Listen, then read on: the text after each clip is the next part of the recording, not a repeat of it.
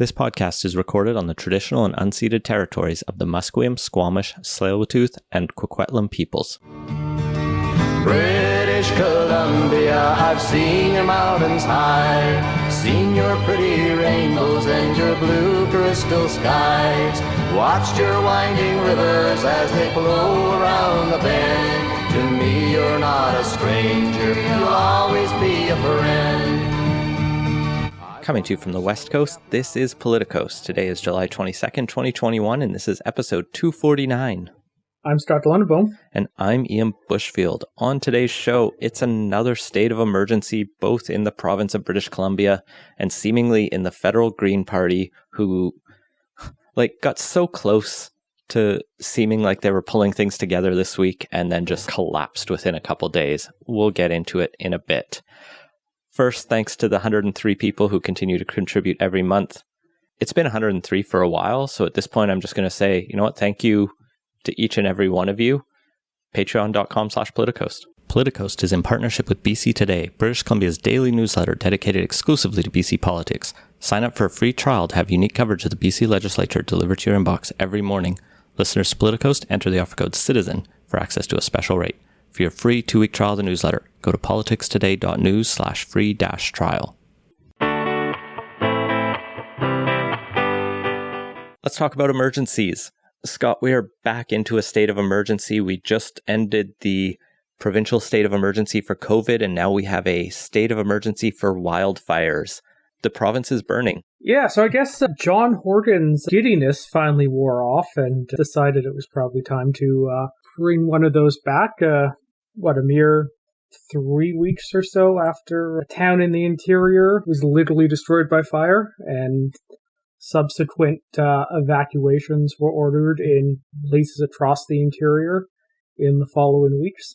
Yeah, the initial reaction was that local states of emergency and local crews have the resources they need, and there's no value in suspending civil liberties and the rule of law such as it's defined to enact the state of emergency just because it would give people some existential comfort, even if it wouldn't necessarily change anything on the ground.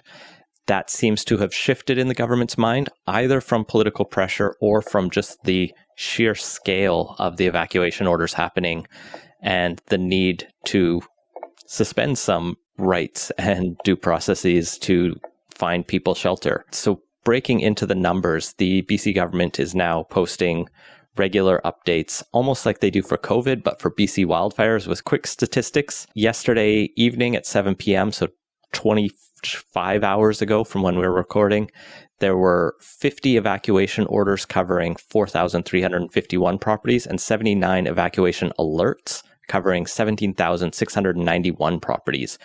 So 22,000 homes ordered or asked to go elsewhere lest you burn down. This is accounting for 277 wildfires that are burning across the province. We are not at a record level yet, but it seems like we're on pace to be up there with some of the records of 2017 and 2018, I believe. There are 338,900 hectares of the province are burned, and we have over 3,000 firefighters here from both British Columbians and people from around the world. I saw a picture of some Mexican firefighters arriving to combat the wildfires. Yeah, so we've been bringing in help from outside as well as our internal provincial resources. So yeah, we're on track to have a pretty bad wildfire season. So we've already exceeded the last couple of years, but looks like we could hit the 2018 record if things keep up the way they are. And not entirely sure how the rest of the province has been, but I think we're now, at least in the lower mainland, this is the longest period we've gone without rain in this time of year on record, so concerning in that respect. Yeah, on the one hand, it's nice from it's another nice sunny summer day where I don't need to think about the weather. But yeah, everything is super dry and we could use a good rain. I think maybe we got like a light drizzle here on Coquitlam one evening, but not even enough that you needed to bring anything in kind of rain. So very dry, very hot. We had that heat wave and things never really cooled back down to average. I think the last 2 or 3 days were slightly cooler, but yeah.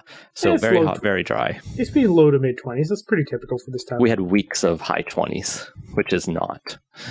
So that's all bad. Nothing's pointing to it getting better. Thankfully, the sky is still blue in the lower mainland, unlike my friends and family in Alberta who are now under smoke warnings. Yeah, and Toronto too, I saw, which is not typical. They usually avoid the wildfires, but Northern Ontario is also experiencing some issues this year, which I gather is impacting them as well. What's there to even say about this politically? Like, it's just such a bad situation, and it's one that's going to keep recurring with greater and greater frequency. Like, we're already seeing smoke season become a thing. We're seeing the need to bring more firefighters on, not every year, but most years in the last 5. The most interesting thing I find about this politically is the question of why now? Why did everything suddenly flip? And there was a pretty unmistakable ratcheting up of questions about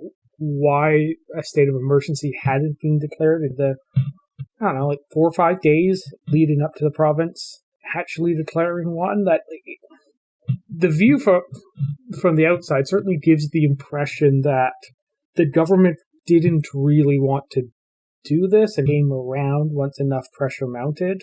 And that kind of ties in with the questions over why wasn't there state of emergency called during the heat wave and all of that kind of. It's only a couple instances now, but it does seem to be the start of what could become a pattern of the government being behind the 8 ball when there's warnings of potential disaster on the horizon.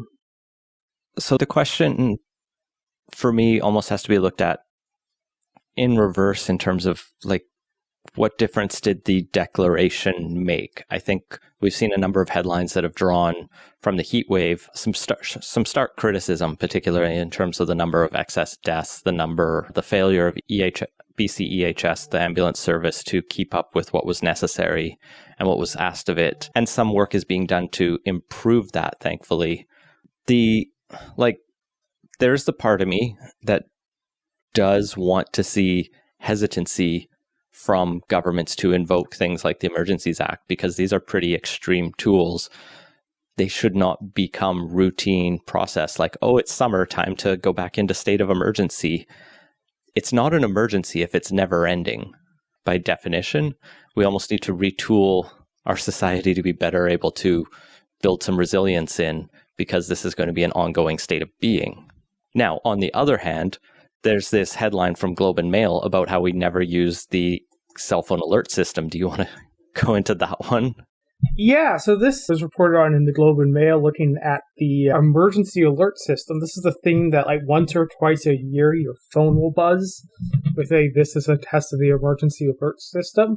So we know it works. Yeah. You may have noticed that hasn't been used any other time, despite a raft of very serious emergencies from the recent heat wave to the biggest one in decades, being the COVID-19 pandemic. Like, you would have thought that in March of 2020, when everything shut down and all of a sudden there was a bunch of new processes, ways of living, like general changes that everybody in the society needed to adopt pretty quickly on that a system to allow the pushing out of critical information in an emergency would have been ideally suited to that. Yeah, but nothing ever came of that. And the Globe and Mail has a nice comparison of how each province is done. And one thing that made this a mess is it's frankly antiquated version of federalism at this point, where the federal government is in charge of telecom, so they had to get the CRTC to make sure the app or the technology was implemented across all the platforms. But responding to emergencies is largely a provincial matter, so each province decides when to actually hit the fire button on the send the alert to everyone. So you see a wild discrepancy between provinces. Like BC and Yukon have never used it. Nunavut has done it once, and this is since 2019. And on the other end, Ontario has used it 162 times, which works out to about every 5 days you're getting an alert from the government. Now, I think they can micro-target it a little bit better than province-wide, because everyone would stop paying attention to the province crying wolf that much. Yeah, and I believe... I know Ontario has a system to push out alerts for Amber Alerts as well, which has been the source of a fair bit of controversy when those things go off at 4 a.m. In places. I'm not sure if it's the same system and gets counted in on it, but that was definitely a topic of conversation in Ontario a year or two ago. Or, it wasn't during the pandemic. A couple of years back. On this. Yeah. So yeah, there's definitely limits on that. You don't want it to go off every single time because it does need to be there for an emergency. On the other hand, people know the system's there, and they will because they get the alerts every year when they test the system. When there is a serious emergency, whether it be a pandemic, fires destroying towns in the interior, any of these things, and an alert doesn't get sent out, the natural response might be to wonder, how bad can it really be if the government isn't using the emergency alert system they have?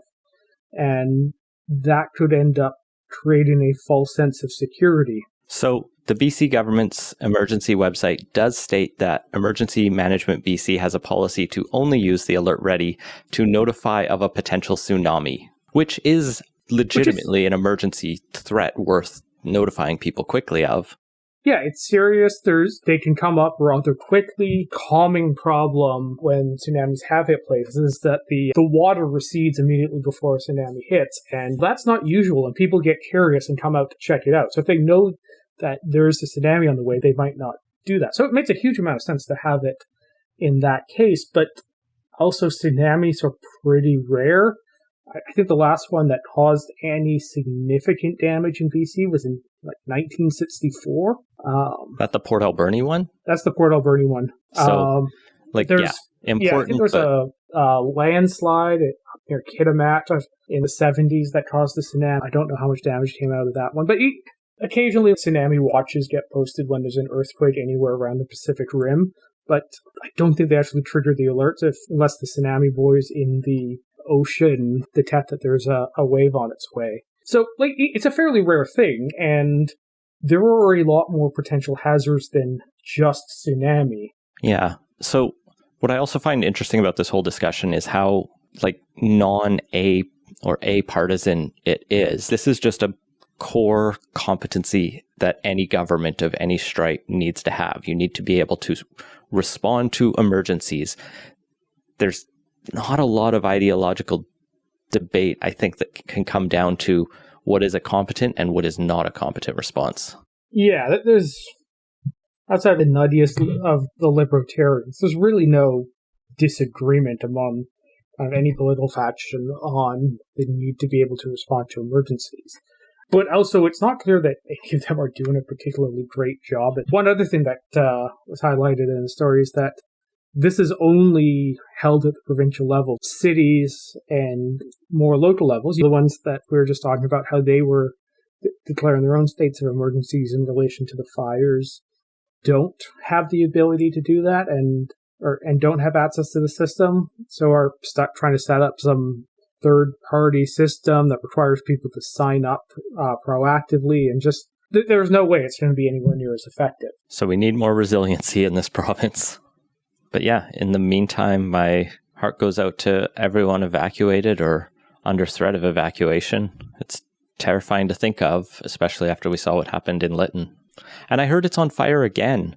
Feels unfair. The area surrounding or the town itself? Because there isn't much flammable material left from the pictures I've seen. There's a new evacuation order issued for areas near Lytton. I guess anything that's left in the area is now on fire again. So terrible. Moving on to our next segment. BC's not the only thing that's on fire as the Green Party continues to torch itself. I'm not sure what the right metaphor you want to use here is, but just absolutely going at each other in the most distracting ways. We've been talking about this for the last couple of weeks because it is both fascinating to watch in these sort of disaster movie sort of way, and frankly, because the stakes are so low. Yeah, there's that, and it's just interesting to see a party just absolutely try and fight out amongst themselves in the lead up to a fairly significant election. So this week was supposed to be the, big confrontation week. The non-confidence motion about Annamie Paul was going to be heard on Tuesday, July 20th by the National Council, and that's when we were going to find out if the council was going to vote non-confidence, and that would send it to a membership meeting to decide whether she could stay on as leader. What happened on Monday was weird because the party posted a short notice on its website that the non-confidence motion was not going to be heard, as well as a motion that the investigation into her membership, which I don't even remember if we talked about. But we did briefly mention, I think, last week. Okay. This kind of backdoor effort to get her out of the party was also suspended. And that all seems okay. Maybe they're just like trying to move on, put water under the bridge. Until next day, it came out that they're going to court to, the party is suing her, Annamie Paul. I guess they're technically trying to overturn an arbitrator's decision, and it's an arbitration decision that forced the Green Party Council to put these statements out and to suspend their attacks on her. So essentially, they are in a mired legal battle with their leader, and the party is now suing to continue trying to get her out of the party. I had hoped on Monday that was the sign that they were, at least going to hold their fire until the election was over and, try and just have a party that's there to contest the election. But no, they've decided to go for the most unprecedented option on the table, I think. I cannot think of any instance of a party leader and their party in a legal battle with each other. Yeah, the party will get into legal battles with members or other debates around, or leadership candidates have had legal battles with the party in the past. It's never usually in the lead up to an election. Yeah, and it's never the leader. It's not uncommon for something to either threat of a lawsuit, or I think they occasionally even get filed when someone doesn't get greenlit, for example. But with a leader elected by the party members, the two going to court is, as far as I know, something that's never happened in Canada before. And it's actually pretty wild because the arbitrator's decision postponed the confidence vote and membership review for about a month. So the council didn't have to bring any of this to light if they were just wanting to be patient and just abide by this agreement. But instead, they've decided that no, we need to get her out as soon as possible, and we're willing to burn everything down in the process. Yeah, that was one of the most striking things, is that there was no need to push ahead on this. They could have just taken their time, but it's clearly they are so motivated for some reason that is still not entirely clear on the need to just kick her out of the party as quickly as possible. And yeah, it really just, I think, speaks to the state of mind of everyone involved. Well, I don't want to say everyone involved, but definitely the party board executive committee. I'm not sure exactly what title they use on that, on the mindsets there. And the legal arguments they're using to fight the arbitrator decision are somewhat obscure. On the first one, they say it's not the Green Party that is the employer in this situation. It's the Green Party fund that had to deal with Annamie Paul.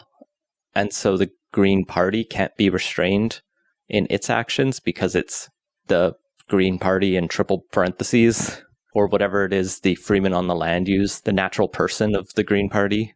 I think they don't capitalize their name and stick random punctuations in places. I don't know. It's so hard to keep up with that stuff. Nor is one inclined. They also try to argue that as a member of the Green Party, the code of conduct applies, and therefore a review of whether she broke it is valid and should not restrict the Green Party from persecuting her. This whole thing is stupid. And early on, I think we had a lot of criticism for Annamie Paul's handling and her capacity within the Green Party, but every step of the way, it's getting more and more apparent how vindictive and how much the council themselves despises her in an irrational way. Yeah. She still has a lot of problems. We've touched on the decision to run Toronto Centre, which I think just speaks to a pretty severe level of political naivete. But putting that aside, it's definitely the case that she is by far the more sympathetic figure in this particular battle, just because they are just, as you said, so vindictive on it. And I don't know the exact legal structures of the payments and whatnot, but I could definitely see the case that could be argued that there is just some sort of contractual relationship between Paul and the Green Party overall, and whether or not that has an arbitration, would include an arbitration provision is something that I just don't have legal expertise to weigh in on, but it strikes me as somewhat questionable on we just have no reason to be in this case at all for that. This gets even better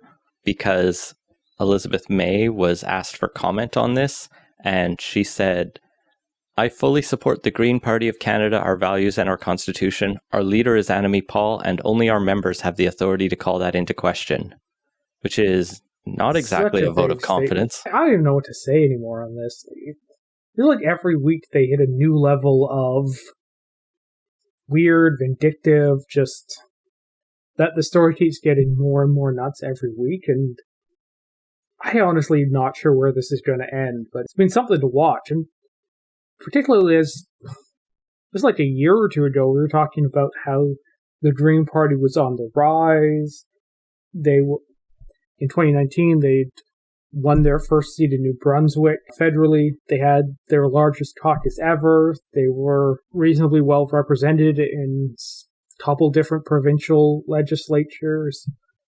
And now they're just intent on destroying it all, because whether or not you think Paul should stay leader of the Green Party, going about it in this fashion is just going to absolutely wreck them. And for what? Like, what's the point of kicking out a bad leader if there's no party left when you do it, or after you finish it? I want to flag two other Green Party related newses. First, I'll just mention that in the Tyee, there's a nice long form interview piece that came out on Tuesday by Christopher Gully, titled "The Man Who Upended Canada's Green Party," and he has a extended interview with Noah Zatzman, the guy who Annamie Paul refused to condemn, though he was a brief aide advisor to the party, and most famously suggested the party should run against and campaign against its own MPs. But the article is really interesting, and it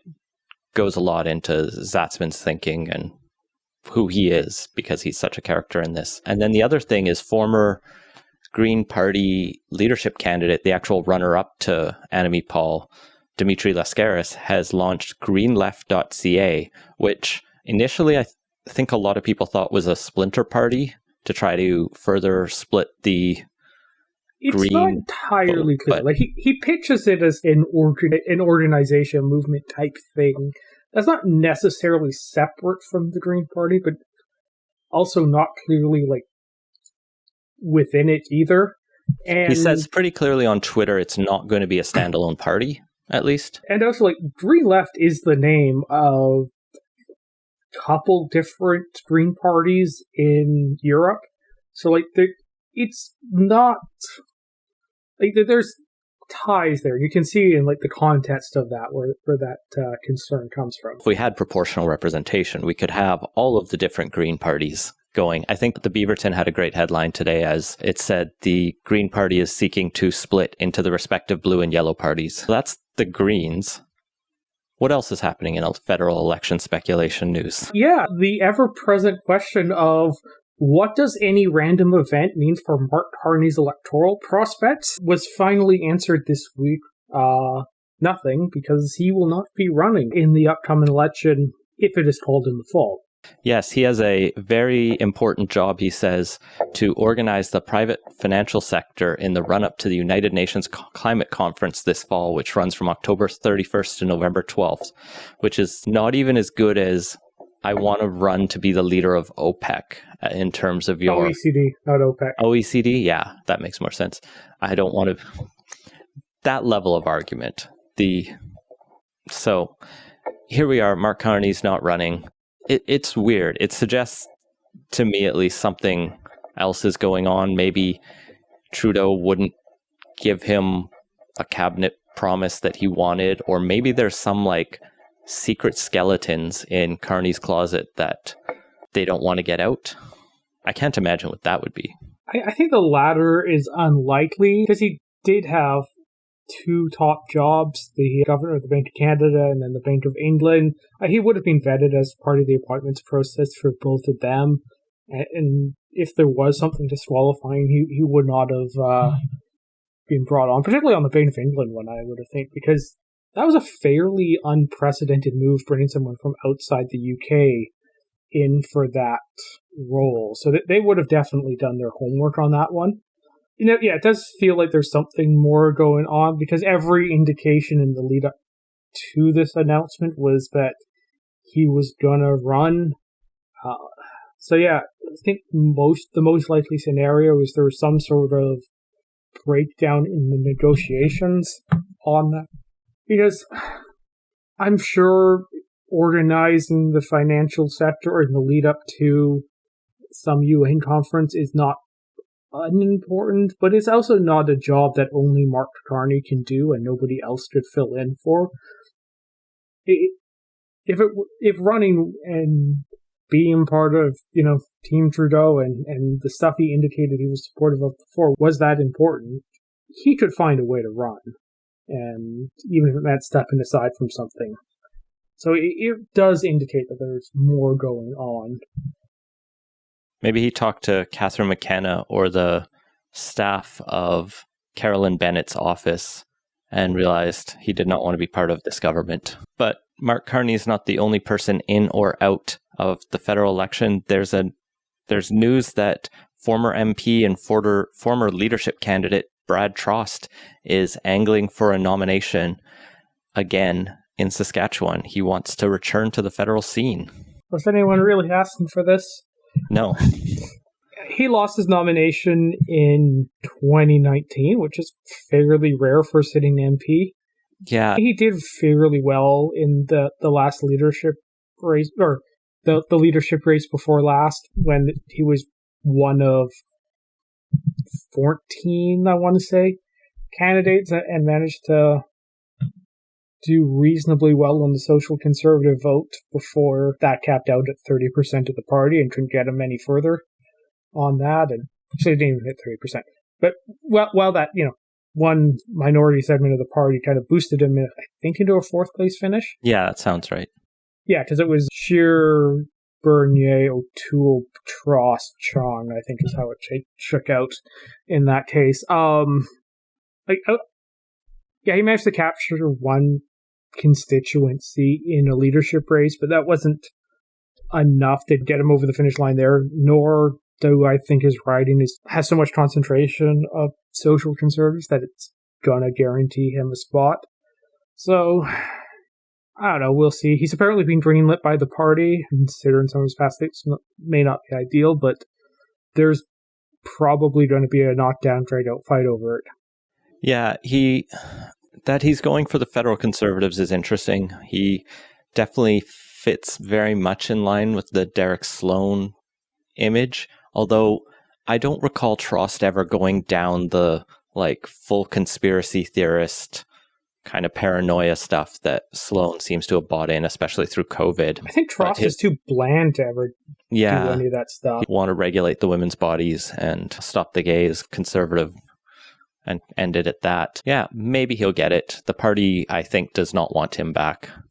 So, yeah, it's also worth mentioning he got into a legal scrap with the party, to tie it back into what we were just talking about, because apparently the party list that his campaign was provided got leaked or got given to some firearms group.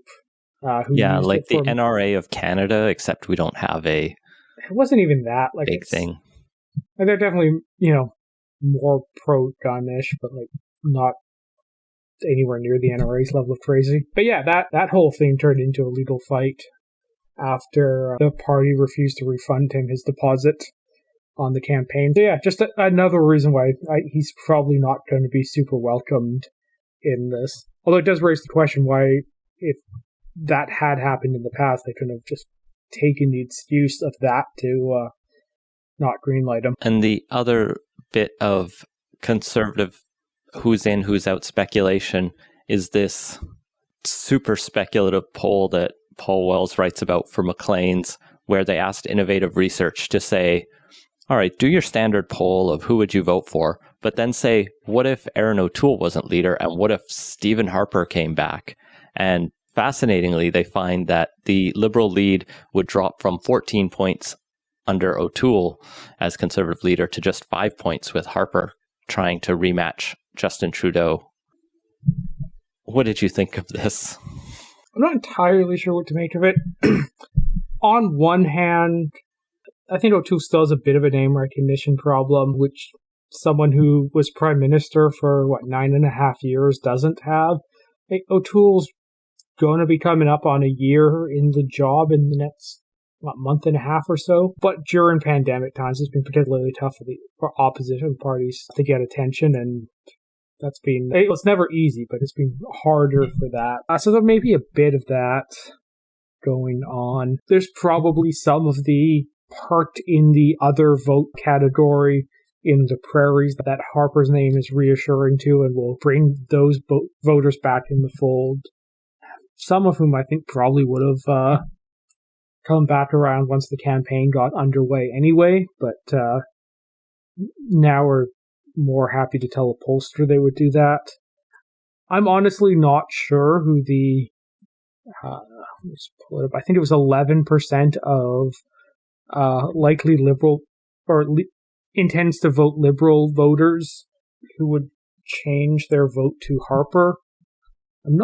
I'm honestly not quite sure what to make of those.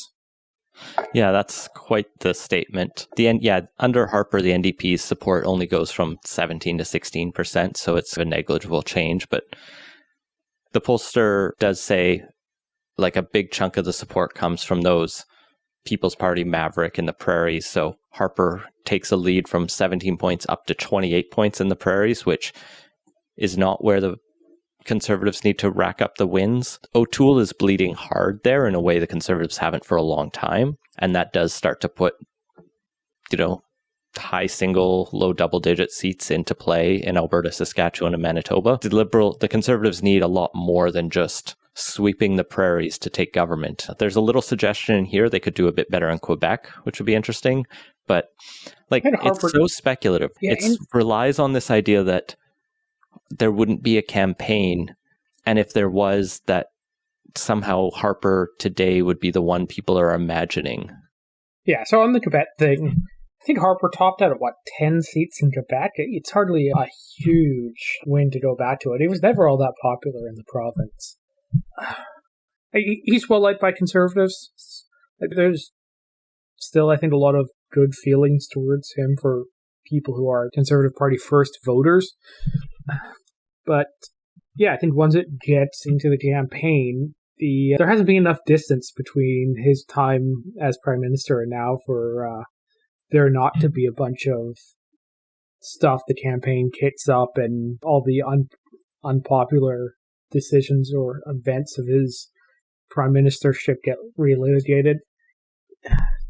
So yeah, I'm not quite sure what to make of it beyond that. I think the key takeaway is the immortal words of Michael Harris, October 26, 2015, Harper is still lurking, be vigilant.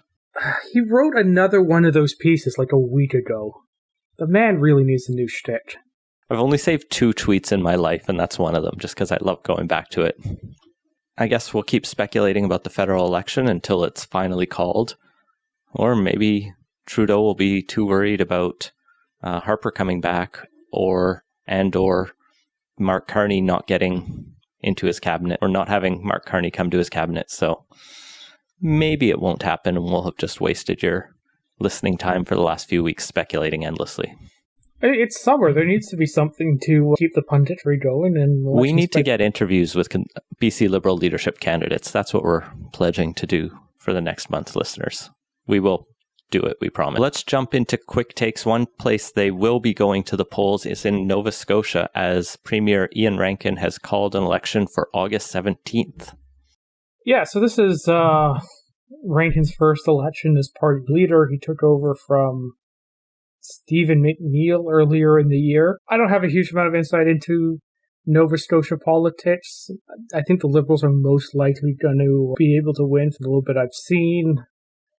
It does, of course, raise the question of how that ties in with the federal election on this and how much potential overlap there is. I think generally politicians try and avoid doing that, although it's happened before, including I think in 2019. Yeah, mostly just threw this in there as something to note.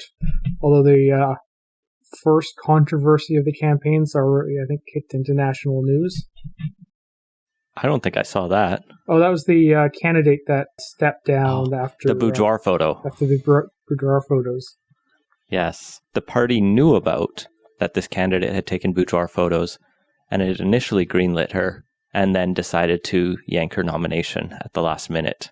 Very classy. Anyway, the Nova Scotia Liberals are hoping to increase their 24 seats in the legislature. There are currently 51 MLAs, but they'll be electing 55. The polls show it's a pretty good shot for them to take a strong majority, as most parties seem to be doing, as you mentioned, during a pandemic. Moving back here to BC, there's a new LNG project that was announced. This one being spearheaded by the Nisga'a Nation. Hope I pronounced that correctly. I think it's Nisga'a. Nisga'a. I'm not quite sure if that apostrophe is a glottal stop or not.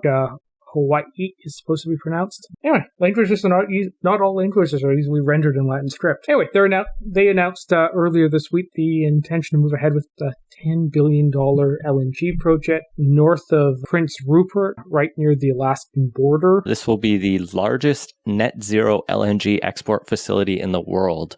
And so the idea here is to build a giant fossil fuel extraction or shipping export facility, but then offset it through using hydroelectricity to run it, buying carbon offsets, planting some trees, that kind of thing, and some carbon capture and storage, so they can at least claim this project has not made the world closer to apocalypse, even as it's a giant fossil fuel extraction project.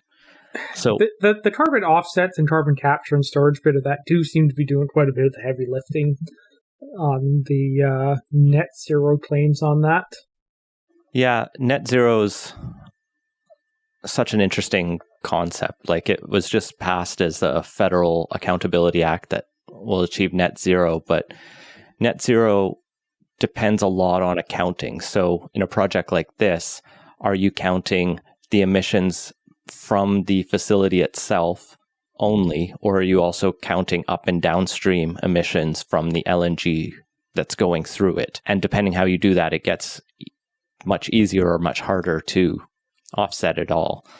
Yeah, it's not necessarily easy to tell where the final product will end up being used either, and what the use there is, and tracking all of that too. There will be a use for LNG in the foreseeable future.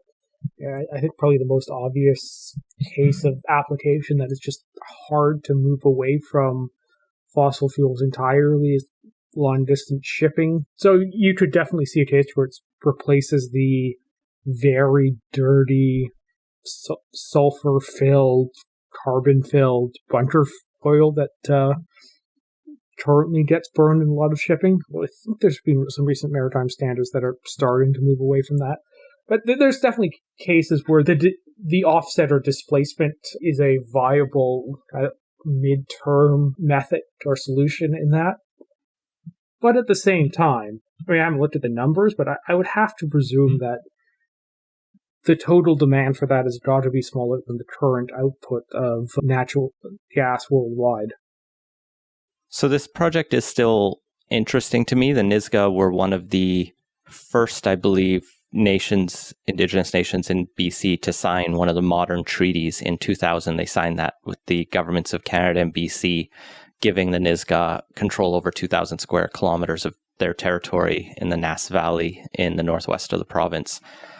So this is, in many ways, a good example of nations taking control of their own prosperity. I still have my hesitations about the long-term climate effects of LNG, even if you try to make it net zero. But yeah, this is fascinating for me because it does get at one of the tensions that is definitely out there between climate action and reconciliation, and the question of whether climate action is colonialist is not something that's typically asked, but we may be hearing more about in the coming years. And there is a real tension here because the various nations do need and desire to pursue economic development, and that's not necessarily easy. And the hand-wavy, oh, don't worry, the Green New Deal stuff will all fix this, it doesn't really stand up if you look too closely at it, because a lot of these areas don't have a huge amount of other obvious development opportunities for their economies. This is at the end of a deep fjord, or not, near the mouth of Deep Fjord in a mountainous region that's cloudy most of the time, all of which act to preclude onshore, offshore wind or solar, the obvious renewable options, the service economy that most Canadians are employed. I think it's most Canadians are employed in. That happens in cities because you need people to provide services too, so they tend to cluster. The North Coast is not one of those areas, and there's just no there's just not a lot of obvious places or a lot of obvious alternative development opportunities for a lot of these nations beyond pursuing resource projects. So we'll keep our eye on that development along with the other LNG projects that are under development in the province. But under new rules just amended this past week, 14 and 15-year-olds probably won't be able to work on those projects, as BC has raised the general working age back to 16 from 14. Children can't work anymore in this province. What is this all coming to? This change is mostly my excuse to rant about how the Gordon Campbell government in the early 2000s went so gung-ho went so hard in on deregulation that they were doing things like eliminating requirements for minimum age for most jobs. They did keep it, but they did lower the working age from 16 down to 14 for most jobs. This new change is a regulatory one that means with parental permission, a 14 or 15-year-old can work certain jobs, generally service, or you could do a programming job if you have the skills for that. Anything that's not generally unsafe or dangerous. It's just wild to me that we had some of the laxest child labor laws in the continent, and it's 2021. I think I was probably around 16 when I had my first kind of actual paycheck job. Yeah, it seems, I think, a pretty common first job age. And yeah, the 14s, there's got to be an edge case in most of those cases. I can't imagine there's a huge amount of uptake before. It really depends on family situation. So you'll get families where I think most people, the culture isn't to send your 14 or 15-year-old off to a job. It's you should focus on school. But you get situations where culturally, and I'm not even trying to bring race into it, but it's just the culture of that family, whether they're white, immigrant, or otherwise, think younger teenagers should be working to earn their place. And these changes, I think, do create a good protection for children because we do have obligations under the Convention on Rights of the Child. And ideally, these teenagers are in school. or getting some form of education so that they can be better prepared for the world when they are a bit older. So not rules I think most people are going to be strongly critical of, but ones that are nice to see change. I'm actually surprised the NDP didn't change these sooner. Yeah, it's a little weird they've waited until their second term to do this. Well, moving on, the story we cut for time last week, but definitely wanted to touch on, is the continuing battle between the city of Penticton and the BC government over whether or not to permit a homeless shelter in the city of Penticton. As it was last week, Penticton took the government to court over this, over whether or not the provincial government could overrule their powers under the Community Charter of Local Government Act.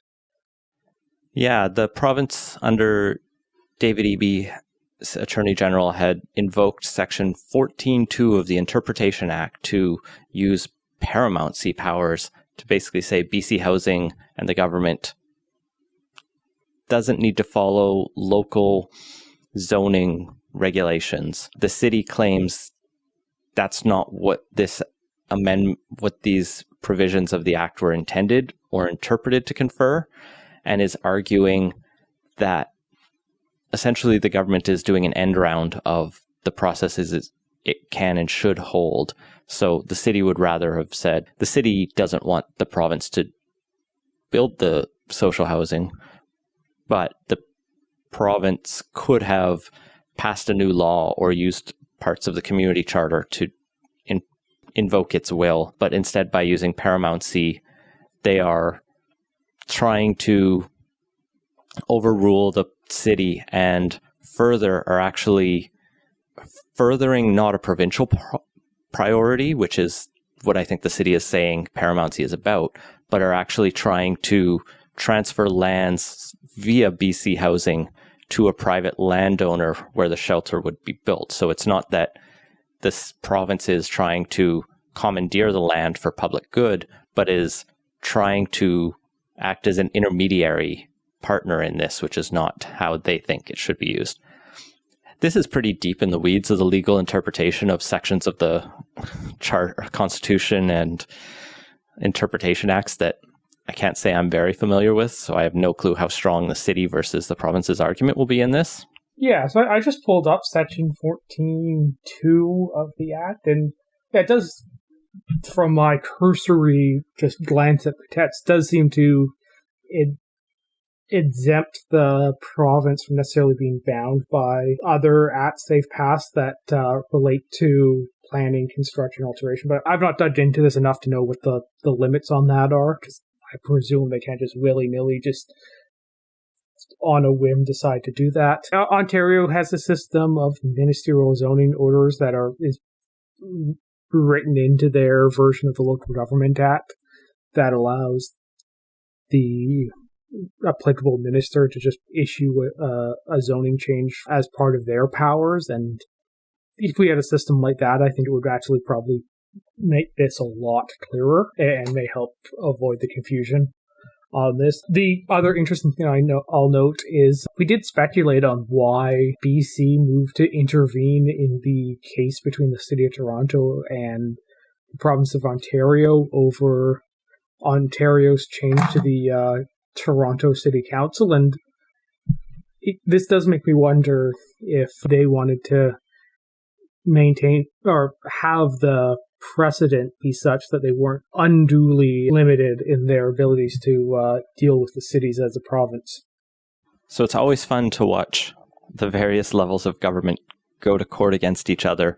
I think Penticton has said they're willing to spend up to $300,000 of their local money on this, which is, Penticton's not a big town, so that's an ambitious court battle they're ready to fight over a homeless shelter. Seems like there are better things you could do with it, but I'll leave that up to the voters of Penticton to decide. Yeah, as like a general matter of public policy, I do think it would be good if the province took a more active role in setting the various land use constraints or limiting them as such across the province. I think it's pretty clear at this point that the current structure does not actually work that well to advance a bunch of public policy goals and reforms needed. Nevertheless, this does feel a little, I guess, ham-fisted, or not, maybe not quite ham-fisted. Doesn't really feel like it's going in that direction as much as it should, or feels kind of little bit of kind of small potatoes on that sort of thing, and depending on how clear the Interpretation Act is, potentially a little questionable compared to a structural change in the legislation. Yeah. So we'll keep watching this. It'll be interesting to see how the courts decide on this. Finally, I just want to flag a really interesting piece that just came out in Canadian Geographic by Robert Jago, who's of the Kwantlen First Nation, entitled Renaming Places, How Canada is Re-Examining the Map. It starts off with a long discussion about how City Council in Toronto is renaming Dundas Street, but more relevant for our listeners will be the latter half of the article, which gets into the history of how this province got its name, British Columbia. It's actually a bit of a apocryphal story. There's not exactly one agreed reason of why we picked this name. I guess when Sir Bulwer Lytton was trying to get the New Caledonia Bill through Parliament to create British Columbia or create this province to establish some territory for the Fraser River Gold Rush, there was and a lot of the expansion of the Americans. Exactly. There were a lot of different names being bandied about. New Caledonia seemed leading, but it wasn't super preferred by a lot of people. So they went around. There was actually discussion in Parliament about trying to use local Indigenous names, as was becoming a custom at that exact point in time. Well, it's sort of be more than just that at that time, because Quebec, Ontario, Manitoba, and Saskatchewan are all derived from Indigenous names. Good point. There was some willingness and eagerness to do that for this area, but they hadn't found one yet. And eventually they really needed to get the bill passed, so they needed to put a name to the province on it, and they chose British Columbia. There's one story that it was the Queen's suggestion. There's another that it was pretty much just like a bunch of white supremacists who were like, we like Columbus and we want to be clear about it being British, and let's go with that. The interesting bit at the end, though, is that the signing took place in Fort Langley, most famously, and one of Jago's great-grandfathers was actually there at the signing on behalf of the Kwantlen people, and has some poetry where it ends with the beginning of the world, and he says that an option would have been to have used the name, the Hunkamanum name for the world, which is Soltomic, which I think is actually a nice name over British Columbia. But anyway, it's a good read. Definitely go through it. It was an interesting article. I'm not sold on the renaming suggestion just in general, but yeah, the article was interesting. It had some interesting bits in it. So we'll throw a link in the show notes. And that has been Playtoast. Find links to everything we talked about at playtoast.ca.